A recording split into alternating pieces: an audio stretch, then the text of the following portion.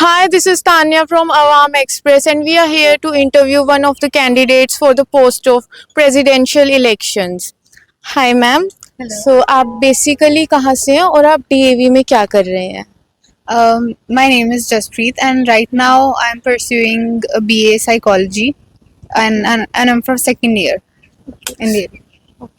तो आपको किस चीज़ ने इंस्पायर किया कि आप प्रेसिडेंशियल इलेक्शंस में खड़ी हो? I think one of the main points for me was that women, especially girls, should come forward. And being a only female candidate who is contesting for presidential post is a huge thing, and that matters a lot to me. Even being nominated is a huge thing for me. Even if I don't win, at least I'm putting myself there for people to see and for another years to come, so that girls can know that they can get inspired and they know that they can also do the same thing. Because right now in college here, I think girls are really I think scared of the politics, and they think that college politics is something that is not nice and they don't want to get involved in it. But I want them to know that college, that there should be nothing as politics or political thing in college. We should only talk about student welfare. Politics should not exist in colleges. That's it. और आपके हिसाब से एक leader की students के लिए सबसे बड़ी जिम्मेदारी क्या होती है? I think being accountable. If you have made promises, even if the promises are कि अब अभी आप पूरे नहीं कर पाए अभी तक, you should have that in you, that you should tell them that okay, this is being done, this will get done in this time period. The accountability for me is the biggest thing that a leader should have. And even if I'm campaigning right now, I want every student to know that if I get elected as president, after I win, you can come up to me anytime and ask me that, Jaspreet, what about this thing? You have promised us this, why this hasn't happened yet? And if you are working for it, when will it be completed? So for me, accountability is one thing that I want to work hard for, and that's it for me. And being a female आपको क्या क्या challenges face करने पड़ रहे हैं अब तक In elections or in college? In elections? I don't think so. For me, I don't bother with these things that I'm female and there are challenges that I have to face. I am just treating it as a thing that I want to do. I think for me, it's empowering, it's inspiring. I don't want to hold myself back from anyone, and I don't think so I'm under any pressure, right? I'm really not scared of anyone. I'm just enjoying it. I'm having fun with campaigning. I'm talking to students. I'm talking to girls, boys. I'm doing all this campaigning thing, and it is really fun for me.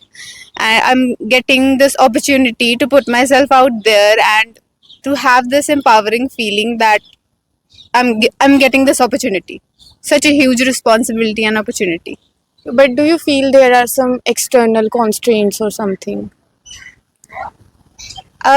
I think maybe if you talk about opposition parties, because you know that politics is there in elections, and that is something I want to change. That the same point that this is college. The political background and politics should not be a thing in college. This is not a parliament. This is college. So for me, I think maybe it can be a factor that parties are being backed by political groups and other influential peoples.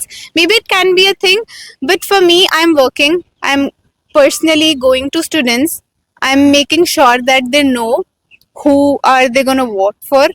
And at this point, I'm doing my best. I'm going to everyone, and end decision is theirs.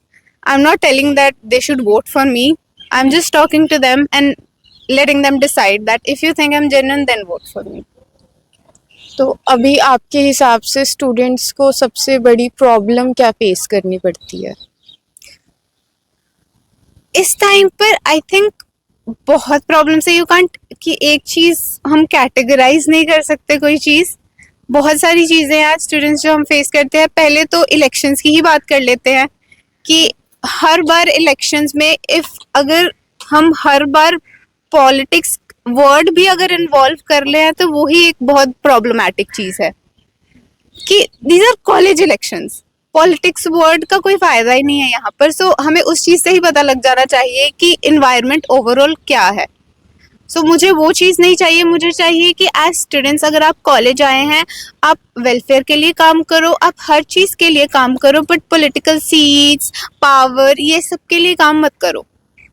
मतलब even अगर मैं भी as a president post के लिए खड़ी हूँ, मुझे भी पावर चाहिए होगी, बट मुझे पावर चाहिए फॉर वेलफेयर. कल को मैं नहीं किसी बड़े पॉलिटिकल लीडर से मिलके सीट लूंगी या कुछ करूंगी, because that is not my motto. मुझे पॉलिटिक्स पसंद भी नहीं है, ना मुझे पॉलिटिक्स में जाना है.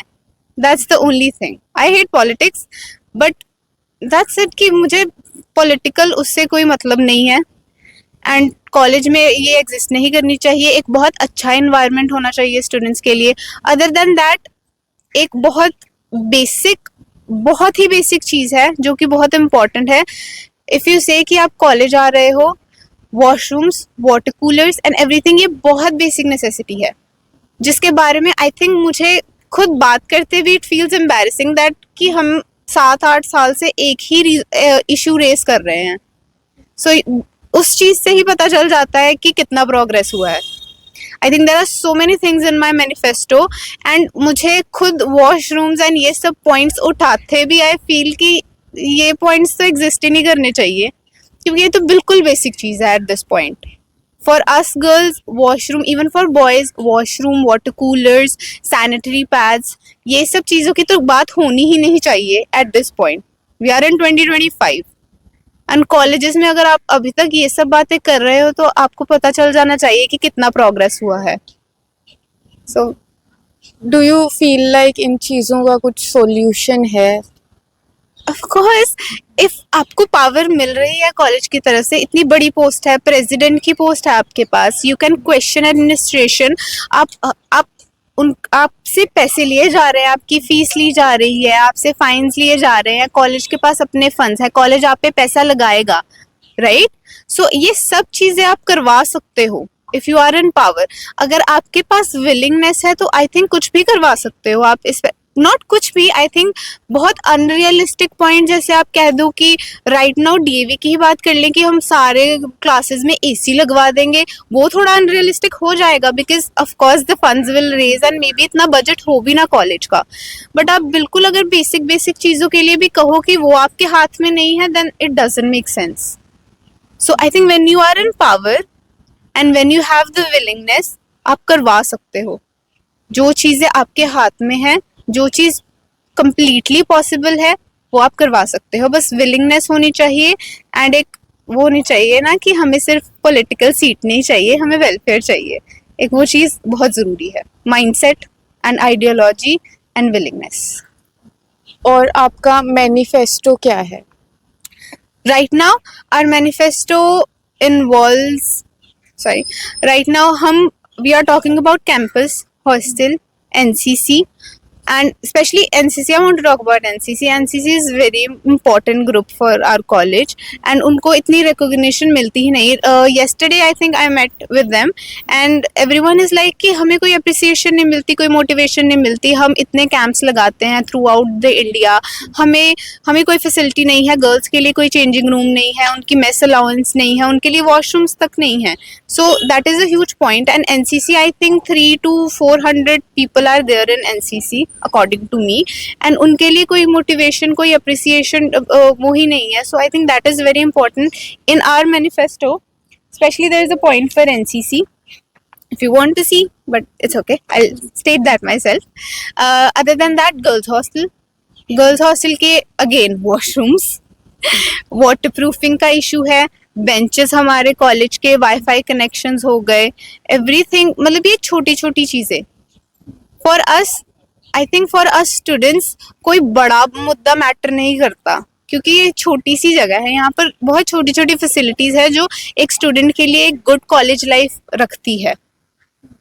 for example, abhi right now we will talk about, in our manifesto we are talking about placements, कि after that कि college की responsibility है कि college should arrange placements with good companies if the student is willing, right?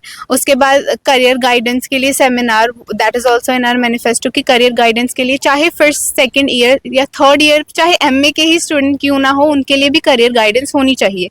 At any point student can feel demotivated, so career guidance I think for me is very important, as a point is very important. Other than that, a main issue is I want to talk about is admissions.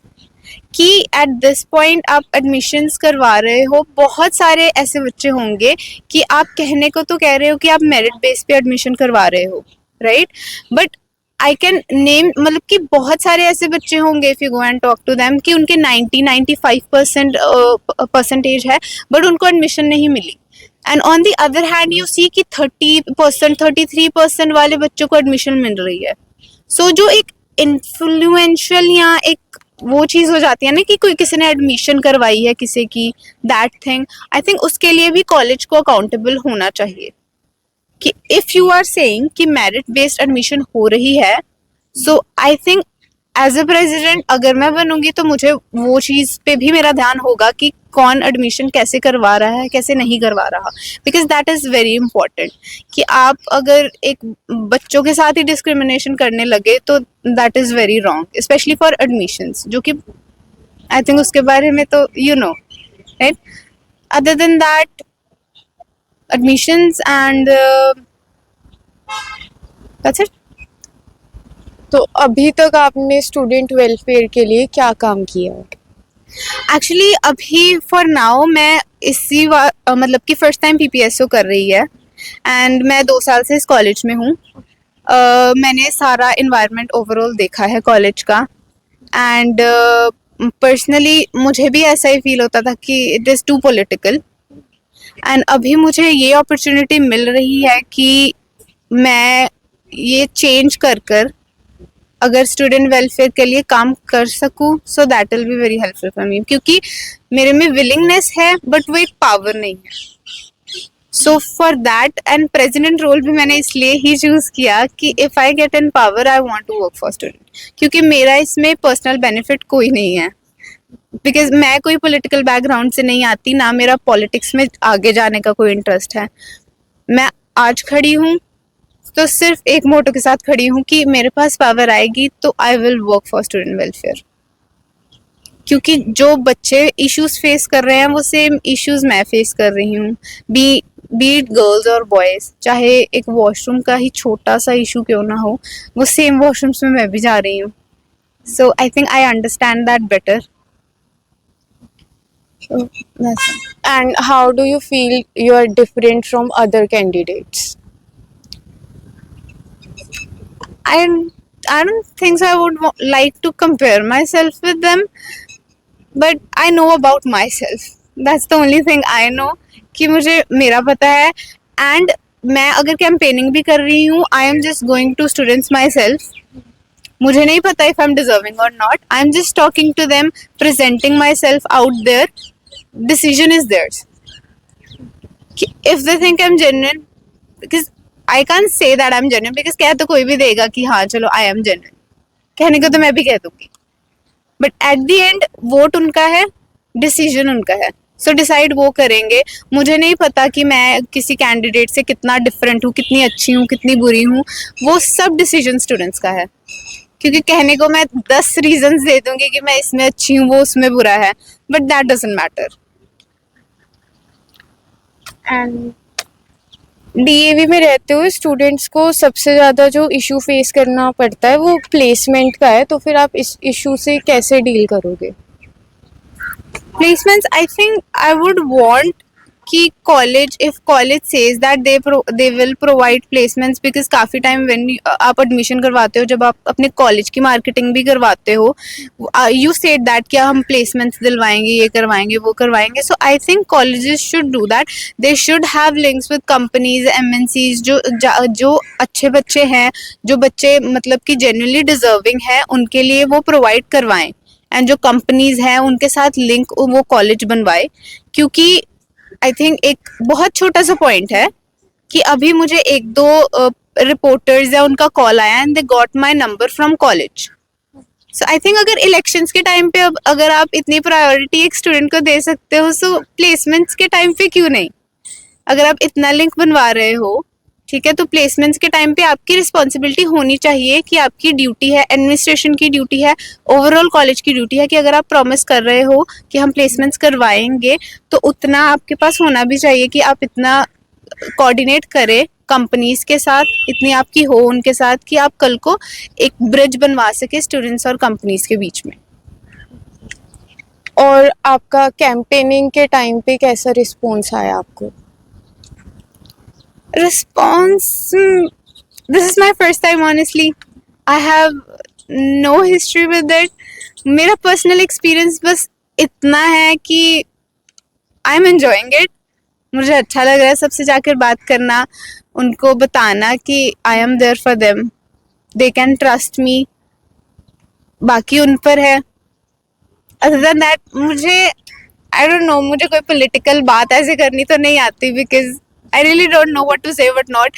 मैं genuinely, मुझे जिनके साथ मतलब student के साथ भी अगर मैं बात कर रही हूँ, आई एम जस्ट मी, कि दिस इज योर प्रेसिडेंट, आप मुझे देख रहे हो, आपको मैं जेन्युइन लग रही हूँ तो आप मेरे को वोट कर सकते हो.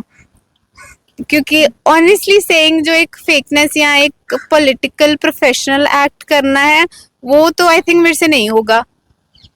तो दिस इज जस्ट मी.